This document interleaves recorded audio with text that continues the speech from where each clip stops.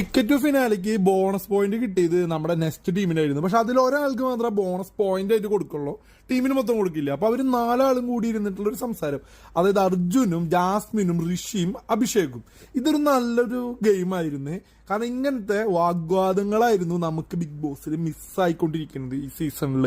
കാരണം പരസ്പരം സംസാരിച്ച് ചീത്തവിളികളല്ലാത്ത അതിനപ്പുറത്തേക്കുള്ള ഒരു സംസാരവും ഫൈറ്റും, അതായത് കാര്യങ്ങൾ പറഞ്ഞ് പോയിന്റുകൾ പറഞ്ഞിട്ടുള്ള ഒരു സംസാരവും ഫൈറ്റും ബിഗ് ബോസിൽ സീസൺ 6 ഭയങ്കരമായിട്ട് മിസ് ചെയ്തുമായിരുന്നു. പക്ഷെ ഈ ഒരു ഗെയിം നല്ലൊരു ഗെയിമായിരുന്നു.